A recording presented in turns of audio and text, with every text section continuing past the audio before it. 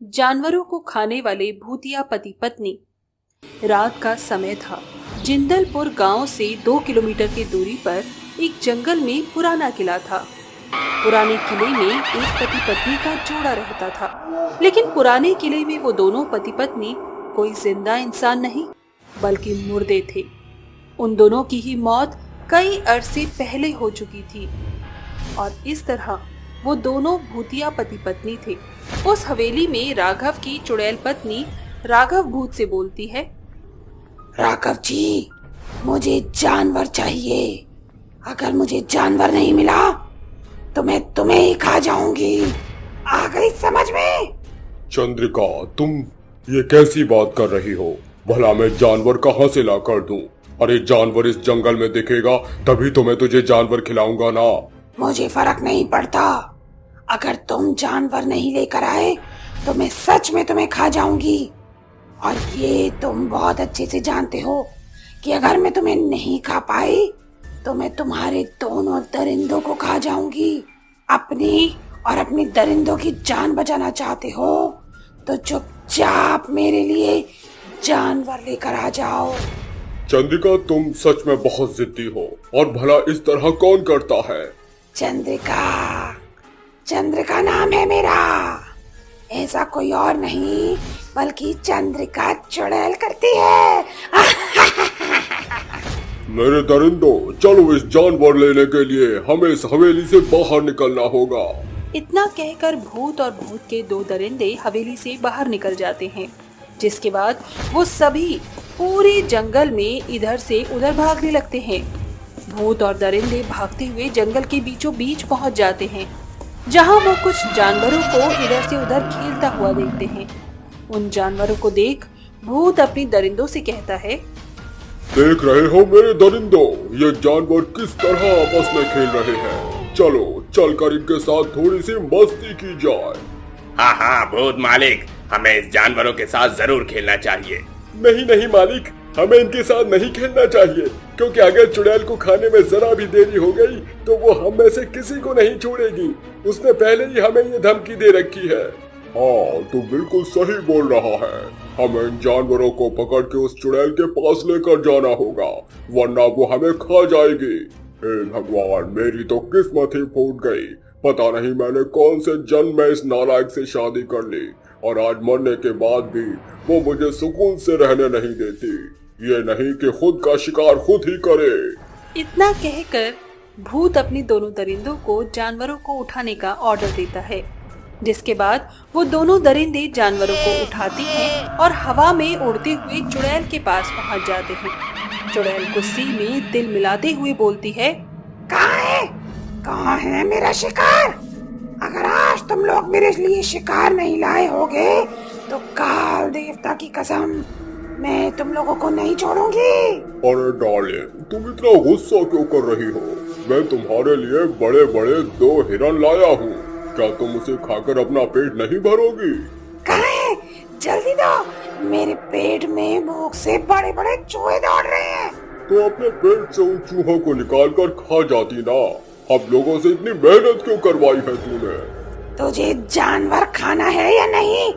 अगर खाना है तो मुंह बंद करके चुपचाप खड़े रहे। इस तरह वो चुड़ैल एक हिरन अपने भूतिया पति को देती है और दूसरा हिरन खुद बड़े ही चाव से खाने लगती है। कुछ समय बाद वो दोनों उसी हिरन को खाकर खत्म कर देते हैं और हिरन की हड्डियों को अपनी दरिंदों के सामने फेंक देते हैं। अब सुबह होने वाली थी। सुबह की रोशनी देख चुड़ैल बोलती है, अरे जानो, सुबह होने वाली है। अब मुझे नींद आ रही है। चलो चलकर सो जाते हैं। बाकी ये दरिंदे तो हमारी रक्षा के लिए यहाँ पर तैनात हैं ही। भूत उसकी बात से सहमत हो जाता है, जिसके बाद चुड़ैल और भूत दोनों ही गायब हो जाते हैं और एक बार रात की चांदनी फिर उजागर होती है और उस चांदनी को देख चुड़ैल अपने पति से बोलती है, आज मेरा मन गांव में जाकर गांव के जानवरों को खाने का है, क्योंकि अब इस जंगल में जानवर नहीं बचे। क्यों राघव, क्या कहते हो तुम? हाँ, बिल्कुल, तुम बिल्कुल सही बोल रही हो। चलो यहाँ से चलकर अब अपना आतंक हम गांव में फैला देते हैं। तो देर किस बात की जानो, चलो। इतना कहकर वो दोनों भूतिया पति पत्नी एक दूसरे का हाथ पकड़ते हैं और मस्त मगन होकर गांव में निकल पड़ते हैं। गांव में जाने के बाद वो दोनों पति पत्नी अपना आतंक बुरी तरह फैला देते हैं। वो कभी किसी के घर के कुत्ते को मारकर खा जाते तो किसी के घर की बकरी खा जाते।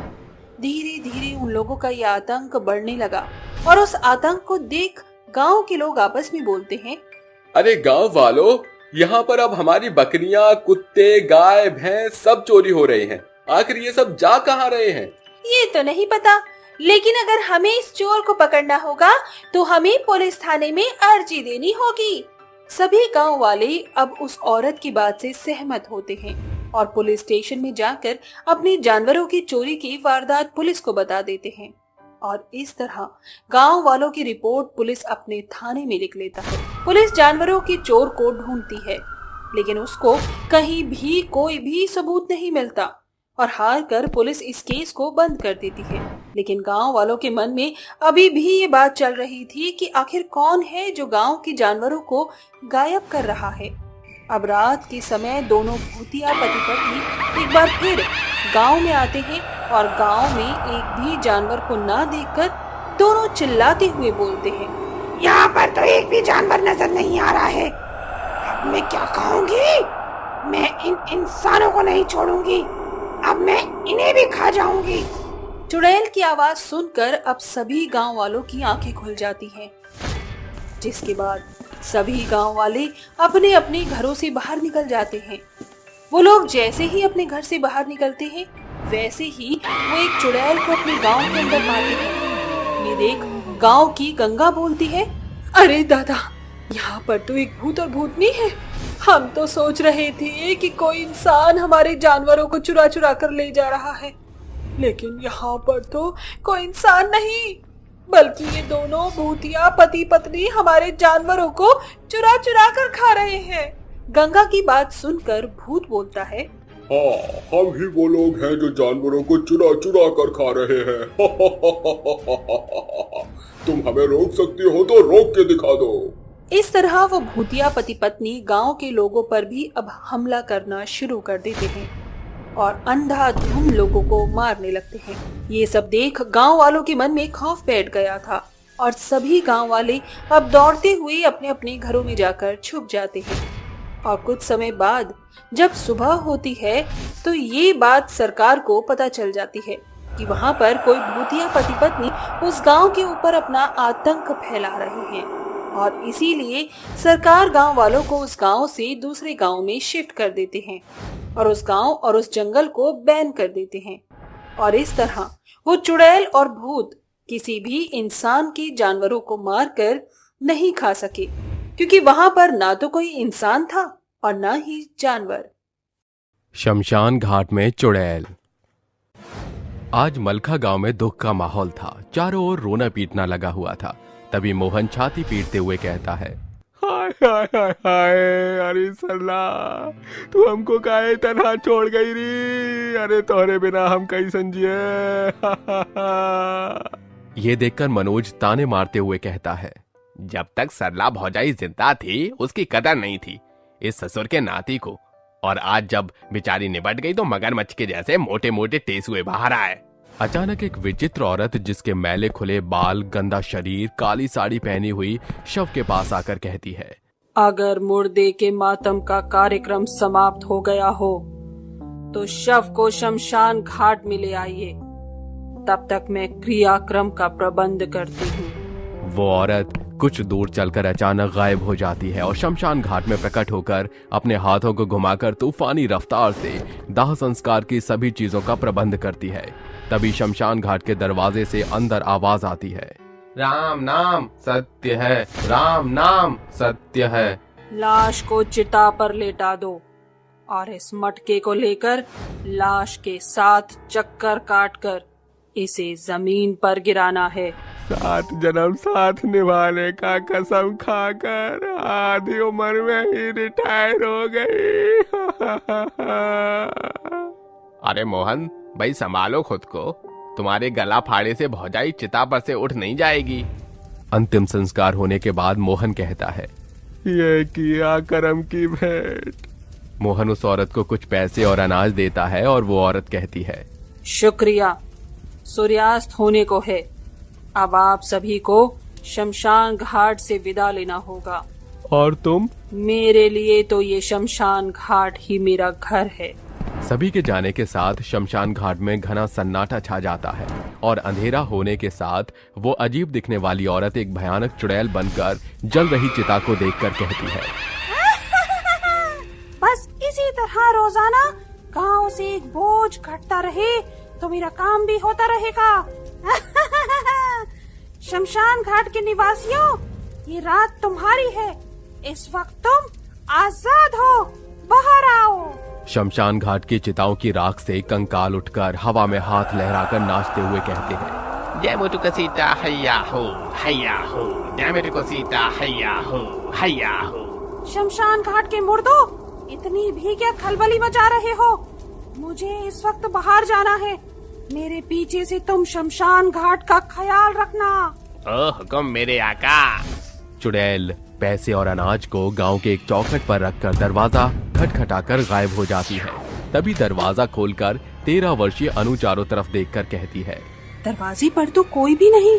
अचानक उसकी नजर नीचे रखे सामान और पैसे पर पड़ती है, जिसे उठाकर वो कहती है, इतनी रात में इतना सब कुछ कौन छोड़ गया है? घर के फटे पुराने बिछौने पर मरियल अवस्था में लेटा हुआ अनिल अंदर से करहाते हुए कहता है, इतनी रात में दरवाजे पर कौन है अनु बिटिया?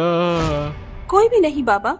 अनु चावल दाल से खिचड़ी पकाकर अपने बीमार पिता को खिलाकर कहती है, पता नहीं वो भला इंसान कौन था जिसने दरवाजे पर सामान रखा था। अनु की आंखों में आंसू की बौछार बहने लगी थी। तभी उसकी नजर खिड़की पर खड़ी औरत पर पड़ती है और वो कहती है, कौन हो तुम? मुझे अपना शुभ चिंतक समझो।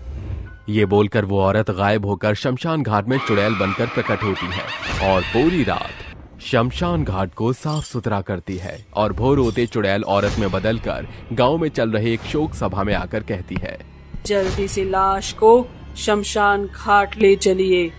आज मुझे और भी कई लोगों की चिताएं जलानी है। अरे गोलू आके पापा, हमको भी अपने साथ ले चलो। लिट्टी चोखा खाना कितना पसंद था। बिना लिट्टी चोखा खाए चल बसे, आए हाय। अंतिम संस्कार करने पर उसको 13 भांति के अन्न, कपड़े, ढेरों पैसे मिलते हैं, जिन्हें लेकर चुड़ैल रात में उसी दरवाजे पर छोड़कर जाने लगती है कि अनु उसे रोकते हुए कहती है, रुक जाओ, कौन हो तुम? क्यों कर रही हो तुम हमारी मदद? मुझे अपना करीबी समझो। चुड़ैल कमजोर पड़कर अपने असली रूप में आ जाती है और उसकी आंखों से खून बहने लगता है, जिसे देख अनु कहती है, माँ, मेरा दिल कह रहा था कि ये आपकी ही आत्मा है। इतने दिन कहाँ थी आप? मैंने और बाबा ने हर दिन आपकी राह देखी थी। बताती हूँ मेरी बच्ची। मलखा गांव में रहने वाली रीमा अपनी बेटी अनु और पति अनिल के साथ रहती थी। बहुत साल पहले ही अनिल को गंभीर बीमारी ने जकड़ लिया और उसने हमेशा के लिए बिस्तर पकड़ लिया, जिसके बाद घर में कमाई का जरिया सिर्फ रीमा थी। वो भोर को उठकर फूलों की बगिया से फूल तोड़ कर लाती और उनके गुच्छे बनाकर बेचा करती। आज रीमा जाते हुए कहती है, अनु बिटिया, पिताजी का ख्याल रखना, मैं चलती हूँ। जल्दी आना माँ। रीमा फूलों के गुलदस्ते लेकर ट्रैफिक भरे सड़क के बीचों बीच आवाज लगाकर कहती है, फूल ले लो, ताजे ताजे सुंदर फूल ले लो। साहब फूल ले लो, 10 का 1 है। कोई भी उसके फूलों को नहीं खरीदता तो वो निराश मन से सड़क पार करने को होती है कि तभी एक क्रेन उसे कुचलकर तेजी से रवाना हो जाती है और घंटों उसकी लाश सड़क के चौराहे पर पड़ी रहती है। रात होने पर उसकी आत्मा चुड़ैल बनकर शरीर से बाहर निकलकर कहती है, नहीं नहीं, क्या सच में मैं मर गई हूँ? मुझे फौरन घर पहुँचना होगा। चुड़ैल काले आसमान में उड़कर गांव में कदम रखकर वहां रुकती है, जहां उसकी बेटी चौखट पर बैठकर कहती है, इतनी रात हो गई पर माँ का अब तक कोई अता पता नहीं। माँ, आप कहाँ हो? गुड़िया, मैं तेरे सामने हूँ, देख मुझे। चुड़ैल के लाख कोशिश करने के बाद भी ना तो वो उनको दिखती है, ना दोनों उसकी आवाज सुन पाते हैं। फिर चुड़ैल घर से निकलकर जंगल की ओर भागती है, जहाँ पीपल के पेड़ के पास रखी दुर्गा माँ की मूर्ति देखकर वो कहती है, माँ, आज मैं एकदम बेबस होकर तेरे पास आई हूँ। मेरे बीमार पति की और मेरी बेटी की देखरेख करने वाला मेरे सिवा कोई नहीं। मुझे शक्ति दे ताकि मैं उनकी मदद करूं। अचानक मूर्ति के अंदर से एक रोशनी चुड़ैल पर पड़ने के साथ एक भविष्यवाणी होती है। मृत्यु को प्राप्त होने के बाद भी परिवार के प्रति तुम्हारी चिंता देखकर मैं तुमसे बहुत प्रसन्न हुई हूँ। इसलिए आज मैं जगत जननी तुम्हें एक नया इंसानी रूप दे रही हूँ। इस रूप के द्वारा तुम अपने परिवार की मदद कर सकोगी। चुड़ैल औरत में बदलकर घर चल पड़ती है। तभी उसके पैर एक शमशान घाट के आगे रुकते हैं, जहाँ घुसकर वो कहती है, लगता है शमशान घाट की रखवाली करने वाला कोई भी नहीं है। क्यों न मैं यही रहकर दाह संस्कार का कार्य करके मिले हुए पैसों से अपने परिवार की मदद कर सकूं। इससे मेरा चुड़ैल स्वरूप छिपा रहेगा। उस दिन के बाद से चुड़ैल शमशान घाट में रहने लगी और लोगों के दाह संस्कार का काम करने लगी थी। शमशान घाट में रहने वाली चुड़ैल की सच्चाई सुनकर भंवरी दबे पांव वहां से बाहर निकलकर तमाम गांव के लोगों को ये खबर पहुंचाती है। सभी जन मशाल हथियार लेकर चुड़ैल को ललकारते हुए कहते हैं, मुझे तो अपनी आंखों पर भरोसा ही नहीं हो रहा। इससे पहले कि ये चुड़ैल हम सभी को मारकर हमारी भी चिताएं जला दे, हम यहीं इसको स्वाहा कर देते हैं। रुक जाओ, मैं तुम्हें भला क्यों नुकसान पहुंचाऊंगी? मैं सिर्फ अपने परिवार के मुंह में यहाँ लौटी हूँ। अरे चुड़ैल किसी की सगी नहीं होती, इसकी चालबाजी में मत आना, ये हमारे लिए घातक है। अगर मैं घात करना चाहती तो कब का तुम सबको मार चुकी होती। मुझे इस गांव में रहने दो। मैं वादा करती हूँ कि मैं किसी को रत्ती भर का भी नुकसान नहीं पहुँचाऊंगी। हम एक ही शर्त पर तुम्हें यहाँ रहने की इजाजत देंगे। तुम्हें इस गांव के बाहर उसी शमशान में रहना होगा। मुझे मंजूर है। इससे ये दोनों मेरी नजरों के सामने तो रहेंगे और मैं इनकी मदद भी कर सकूंगी। इस घटना के बाद से चुड़ैल शमशान घाट में रहकर अपनी पारिवारिक जिम्मेदारी और मुर्दों का दाह संस्कार दोनों जिम्मेदारी संभालने लगती है और सांझ होने के बाद कोई भी शमशान घाट के पास नहीं भटकता। भूत और चुड़ैल की मैंगो बाइक। जैसे ही तेज आंधी चलती है, लोग अपने घर में घुस जाते हैं। तभी एक बाइक की फटफटिया जैसी आवाज आने लगती है। वहीं एक बुढ़ा पेड़ के नीचे बैठकर आम खा रहा था। आम की खुशबू सूंघकर चुड़ैल और भूत मैंगो बाइक लेकर उसके पास पहुंच जाते हैं। मेरे आम, कितने दिन से मैंने आम को नहीं खाया। अभी इस बुड्ढे से आम छीनती हूँ। हाँ, आम छीन कर खा लो इस बुढ़े से। ए बुड्ढे, चल ये आम मुझे दे दे। नहीं दूंगा। अरे आम मुझे बहुत पसंद है और मैं ही खाऊंगा।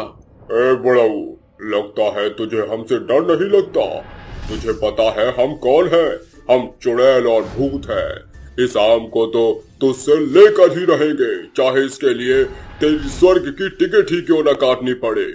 अरे मेरे बाल ऐसे ही सफेद नहीं हुए। तुम जैसे चुड़ैल और भूत मेरे सपने में आते जाते रहते हैं अक्सर, तो सामने होकर भी तुमसे डर नहीं लगता। सुन रहे हो जी? इस बुड्ढे का एक पैर कब्र में लटक रहा है, फिर भी अकड़ नहीं जा रही। अब बताती हूँ इसको। बुड्ढे के हाथ से आम छीनकर खाती है वो, और फिर दोनों मैंगो बाइक पर बैठकर उस बुड्ढे के ऊपर बाइक चढ़ाकर उसे मार डालते हैं, जिसके बाद वो बूढ़ा बिना तड़पे ही मर जाता है। जिसके बाद चुड़ैल और भूत हंसते हुए कहते हैं, जो भी हमें आम नहीं देगा उसे हम इसी तरह मैंगो बाइक से रौंद देंगे। हाँ, कोई नहीं बचेगा, सब मरेंगे। आओ जानवर, मेरी मैंगो बाइक पर बैठकर मैंगो खाने का लुत्फ उठाओ। जरूर जानो। लो, बैठ गई मैं। अब उड़ाओ अपनी मैंगो बाइक को। ये बोलते ही दोनों मैंगो बाइक पर बैठकर आसमान की सैर करने लगते हैं। ऐसे ही आधी रात में उस चुड़ैल का आम खाने का फिर से मन करता है। तभी चुड़ैल अपने पति से कहती है, सुनिए जी, मुझे फिर से आम खाना है। अरे उस बुढ़े को मारकर तुझे चैन नहीं मिला जो फिर से आम खाने की डिमांड कर रही है? रात में आम कहाँ से लाऊं? कौन खा रहा होगा इस वक्त? नहीं, मुझे नहीं पता। मुझे बस आम खाने हैं, चाहे कहीं से भी लाओ या फिर आम के बागान में लेकर ले चलो। वहाँ तो कोई भी नहीं होगा। नहीं लाए तो मेरे लंबे नाखून तुम्हारा क्या हाल करेंगे जानते हो ना? अरे भगवान, ये पत्नियां ना जिंदा में चैन लेने देती हैं और ना मरने के बाद। डिमांड तो मरने के बाद भी पूरी करनी पड़ती है, नहीं करी तो मुझे मारेगी। कुछ कह रहे हो तुम? और नहीं, आओ मैंगो बाइक पर बैठो। ये कहते ही वो भूत मैंगो बाइक पर उसे बिठाकर आम के बागान में पहुंच जाता है, जहां बहुत सारे आम के पेड़ पर आम लदे हुए होते हैं। दोनों आम तोड़कर आम खाने लगते हैं। उसी वक्त खेत का मालिक अपने खेत में चेक करने आता है तो देखता है कि जमीन पर आधे खाए हुए आम पड़े हैं। तो वो कहता है, अरे आम का हाथ कैसा किया किसने? वो भी इतने सारे। कौन है मेरे बागान में? अरे कौन है? सामने आओ जिसने भी ये आम खाए हैं। मैंने तेरे बागान के ये मीठे आम खाए हैं। बोल, क्या कर लेगा तू?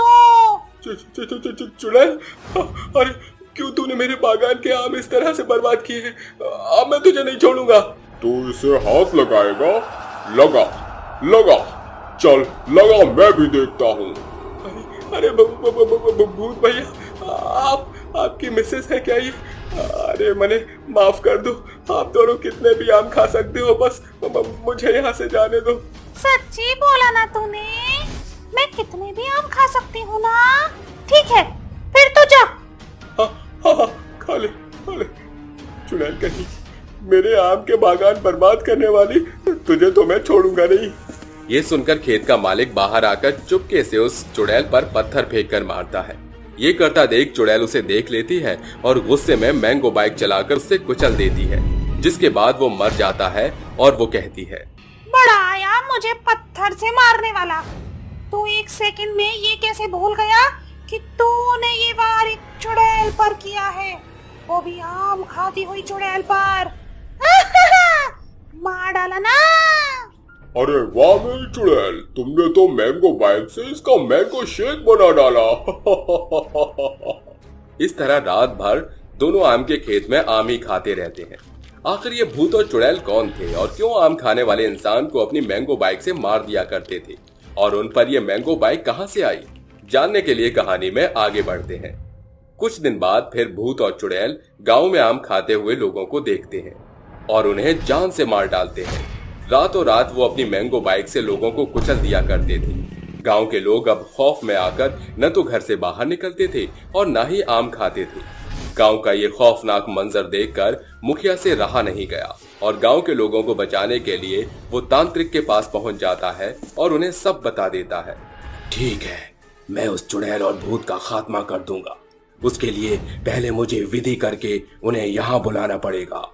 इनसे बात करके मुझे उनकी कमी का पता चलेगा, तभी मैंने उन्हें मार पाऊंगा। बाबा, आपको जो करना है कीजिए, बस हमारे गांव से ये मैंगो बाइक वाली चुड़ैल और भूत को दूर कर दीजिए। ये कहते ही तांत्रिक उन दोनों चुड़ैल और भूत को अपने वश में करने के लिए मंत्र पढ़ता है। तभी दोनों अपनी मैंगो बाइक पर बैठे हुए आते हैं और उससे कहते हैं, कौन है ये बुड़बक जिसने हमारे लॉन्ग ड्राइव में विघ्न डाल दिया? जानू, कितने मजे से मैंगो बाइक पर राइड ले रही थी मैं आपके साथ। अच्छा, तो तुम दोनों हो जिसने आतंक मचा रखा है और ये मैंगो बाइक अच्छी लग रही है। अरे ओ तांत्रिक, इन दोनों को कॉम्प्लीमेंट देना बंद कर और वश में कर इसे। अभी करता हूँ। ओम चुड़ैलम भूतम बंधक स्वाहा। तांत्रिक के ये बोलते ही वो उसे बंधक बना लेता है। बताओ, तुम दोनों क्यों मार रहे हो और ये मैंगो बाइक कहाँ से आई? मैं बताता हूँ। 2 महीने पहले की बात है। हम दोनों बहुत खुश रहा करते थे, लेकिन बहुत समय से मेरी बाइक लेने की इच्छा थी, तो मैंने कैसे भी करके पैसे इकट्ठे किए और बाइक खरीद कर लेकर आया। तभी मुझसे रूपाली बोली, सुनिए जी, मुझे आम खाने का बहुत मन कर रहा है, चलिए ना, मुझे आम खिलाकर ले आइए, अपनी बाइक पर भी बिठाकर घुमाइए। हाँ चलो, तो मैं आम भी दिला कर ले आऊंगा और बाइक पर भी घुमा दूंगा। कुछ देर बाद दोनों ताजा ताजा आम खरीद लेते हैं और एक ब्रिज के ऊपर दोनों बाइक पर जा रहे थे। तभी रूपाली बोली, अजी जल्दी घर चलिए, मुझे ये ताजा ताजा आम खाने हैं, मुझसे तो सब्र ही नहीं हो रहा। हाँ बिल्कुल, लेकिन मेरा घर जाने का मन नहीं कर रहा। ऐसा लग रहा है कि बस बाइक को ही चलाता रहूं। अरे अचानक से बाइक को क्या हुआ? विक्रम के ऐसा कहते ही बाइक के ब्रेक फेल हो जाते हैं और न चाहते हुए भी उसकी बाइक पुल से नीचे नदी में गिर जाती है, जहां दोनों पानी में डूबकर मर जाते हैं। मरने के बाद दोनों कहते हैं, हम दोनों की ख्वाहिश अधूरी रह गई, लेकिन तुम मरने के बाद भी आम खाओगी और मैं बाइक भी चलाऊंगा। और कैसे? अपनी पत्नी की बात सुनकर वो अपने जादू से एक नॉर्मल बाइक को मैंगो बाइक बना देता है, जिसके बाद दोनों लोगों को बाइक से कुचला करते थे।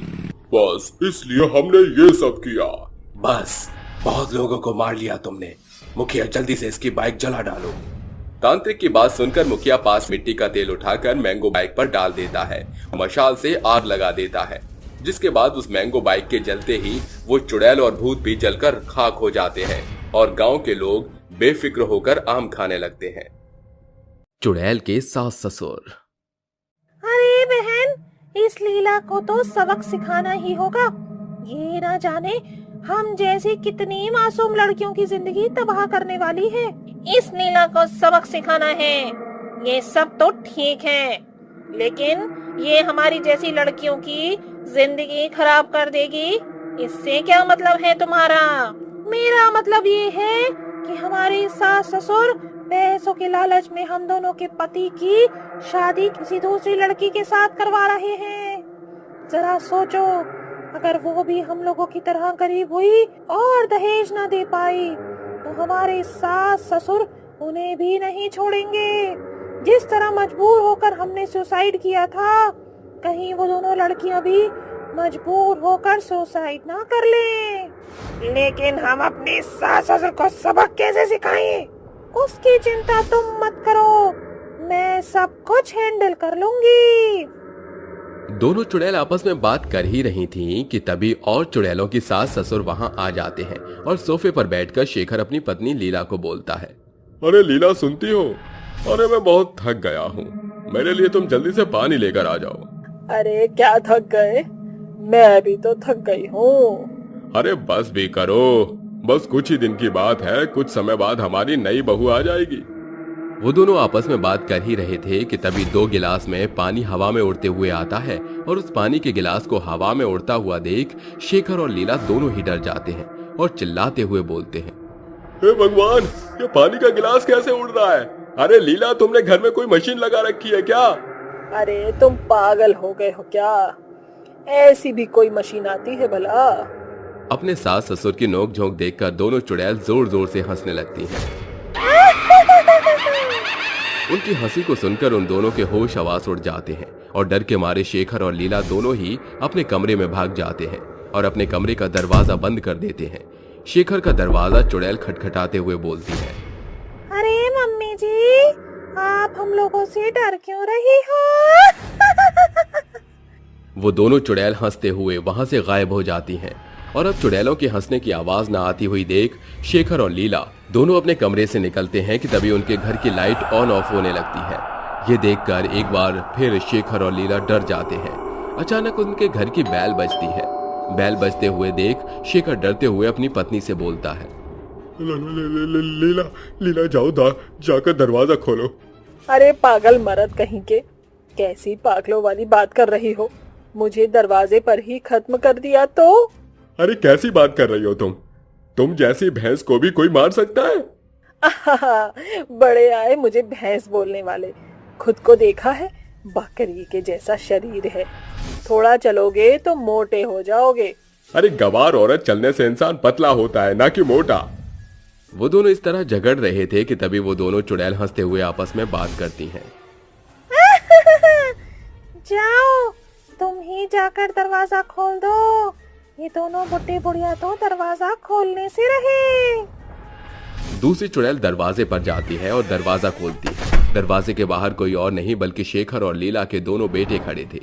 अपने दोनों बेटों को देख शेखर और लीला भागते हुए जाते हैं और अपने बेटों के गले लग जाते हैं। अपने माता पिता को इस हालत में देख आयुष बोलता है, अरे माँ, बाबा, आप लोग इतने डरे हुए क्यों हो? आखिर आप लोगों ने ऐसा क्या देख लिया? बेटा, यहाँ पर चुड़ैल है, चुड़ैल। ये सुनकर लीला का दूसरा बेटा पीयूष बोलता है, ये कैसी बकवास कर रहे हो तुम मम्मी, चलिए चलकर खाना खा लीजिए। पीयूष की बातें सुनकर वो सभी लोग खाने की टेबल पर बैठते हैं कि तभी शेखर अपने दोनों बेटों से बोलता है, आयुष और पीयूष, मैं तुम दोनों को एक बात बताना चाहता हूँ। बेटा, आयुषी और संजना के गए हुए काफी समय हो गया है। तुम लोग काफी समय से अकेले ही जीवन गुजार रहे हो, इसलिए मैंने और तुम्हारी माँ ने तुम दोनों के लिए एक सुंदर सी लड़की देखी है। तुम दोनों उन लड़कियों को देख लो और उनसे शादी कर लो। ये कैसी बात कर रहे हैं? मैं शादी नहीं करूंगा। भले ही आज वो इस दुनिया में नहीं रही, लेकिन मैं उसके सिवा किसी और को अपनी पत्नी का दर्जा नहीं दे सकता। बेटा, उन लोगों के पास भरमार पैसा है, और वैसे भी तुम दोनों की पत्नियों ने आखिर हमें दिया ही क्या? गरीब घर से तो थी, ऊपर से ऐसे हालत में आई थी जैसे कि इस घर में बहू नहीं बल्कि भिखारी आए हों। लीला की ये बात सुनकर उन दोनों चुड़ैलों को बहुत ही गुस्सा आ जाता है, जिसके बाद एक चुड़ैल लीला के कंधे पर बैठ जाती है तो दूसरी चुड़ैल शेखर के कंधे पर बैठ जाती है और उसको नीचे जमीन पर गिराकर दोनों चुड़ैल अपने सास ससुर के बालों को खींचते हुए कांटे वाले चम्मच उठाकर उनको मारने जाती हैं कि तभी आयुष बोलता है, अरे तुम दोनों तो एक भयंकर चुड़ैल हो। आखिर तुम दोनों यहाँ पर कैसे आई और मेरे माँ बाबा को इस तरह क्यों मार रही हो? आयुषी, हम लोग कोई और नहीं बल्कि आप दोनों की पत्नियां हैं। भाभी, ये आप क्या बोल रही हैं?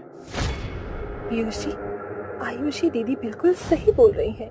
आज से 1 साल पहले हम लोग आप दोनों के साथ अपना जीवन खुशी से बिता तो रहे थे, लेकिन आपके माँ बाबा ने हमें इतना मारा कि हम लोगों ने सुसाइड ही कर लिया। वो आए दिन हम लोगों को दहेज के लिए टॉर्चर करते रहते। एक दिन की बात है, इन लोगों ने हमें अपने घरों से BMW कार लाने को बोला। हमारे माँ बाप इतने अमीर नहीं थे कि हम इस घर को वो 2 BMW खरीद कर दे सकें, इसीलिए हम लोगों ने उन्हें मना कर दिया। उस दिन उन लोगों ने हमें इतना मारा कि हमारा चेहरा पहचानने लायक नहीं बचा। हम लोग आपकी नजरों में आपके माँ बाप की अहमियत कम नहीं करना चाहते थे, इसीलिए हम लोगों ने खुदकुशी कर ली। लेकिन इन कायरों ने हमारी लाश को अपने घर के पीछे वाले आंगन में ही दफन कर दिया और आपको ये बोल दिया कि हमारा कार एक्सीडेंट हो गया, और उस एक्सीडेंट में हमारी लाश तक नहीं मिली क्योंकि कार जलने की वजह से हम भी उसी कार में जलकर मर गए। ये सुनकर पीयूष और आयुष के पैरों तले जमीन खिसक गई और वो फूट फूट कर रोने लगे। उन दोनों को रोता हुआ देख शेखर और लीला बोलते हैं, बहू, हमें माफ कर दो बेटा, हमें माफ कर दो। हम दोनों ने तुम्हारी पत्नियों के ऊपर बहुत ही अत्याचार किया है।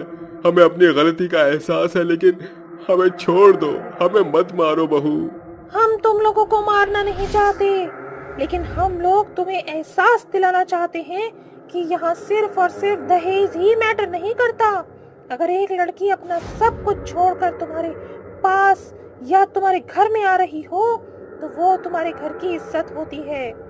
अपनी इज्जत को किस तरह संभाल कर रखा जाता है शायद तुम लोग ये भूल चुके थे, इसीलिए हम लोगों ने सिर्फ और सिर्फ तुम्हें सबक सिखाना चाहा है। तुम लोगों को अब अक्ल आ चुकी है, इसीलिए अब हम यहाँ से जा रहे हैं। मेरे माँ बाबा ऐसे थे, मैंने तो सपने में भी नहीं सोचा था। भैया, आप माँ बाबा को माफ कर दीजिए। हमारे साथ जो होना था वो हो चुका।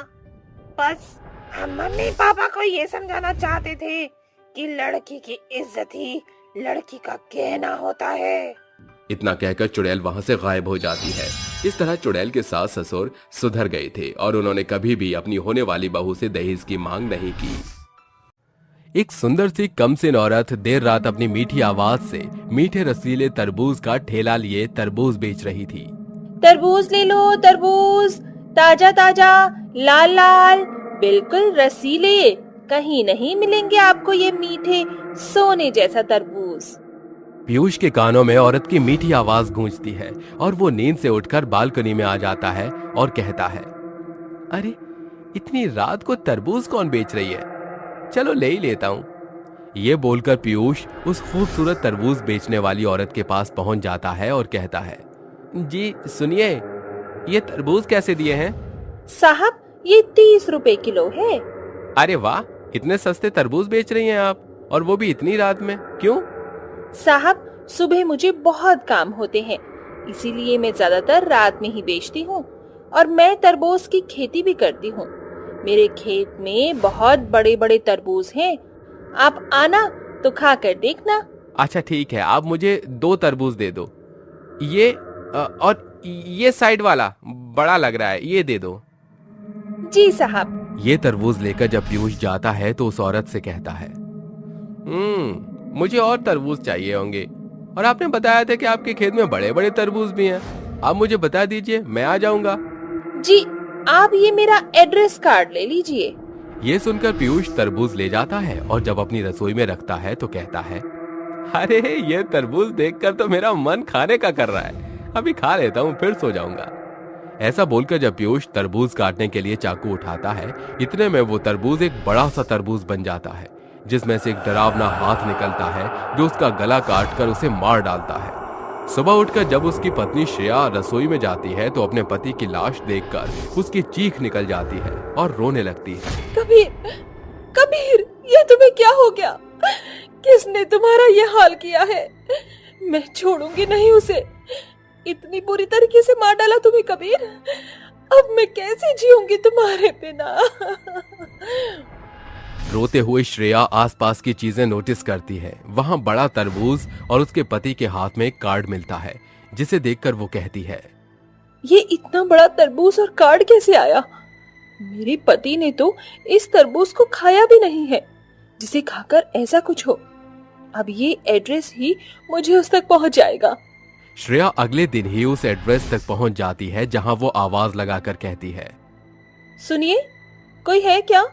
मुझे तरबूज खरीदने हैं। हाँ बोलिए, आपको कितने तरबूज चाहिए? ओह, तो वो तुम ही हो जिसने कल रात में मेरे पति को तरबूज दिया और उन्हें मार डाला। ऐसा कहते ही श्रेया उस औरत का हाथ पकड़कर खींचने लगती है। तभी वो औरत कहती है, एक बदतमीजी है, छोड़ मुझे। मैंने बोला मेरा हाथ छोड़। नहीं, आज मैं तेरी जान ले लूंगी। तूने मेरे पति को मार डाला ना, अब तू गई। लगता है तू मुझे जानती नहीं है। ये देख मेरा असली रूप। मैं चुड़ैल हूँ, मार डालूंगी तुझे। ऐसा कहते ही वो चुड़ैल उस औरत को बेरहमी के साथ मार देती है। फिर वो और लोगों को तरबूज बेचकर उन्हीं को मार दिया करती थी। वक्त बीतता है, एक बुढ़िया उससे तरबूज खरीदती है और जब अपने घर तरबूज को काटती है तो उसमें से काला काला खून बहने लगता है और आवाज आती है,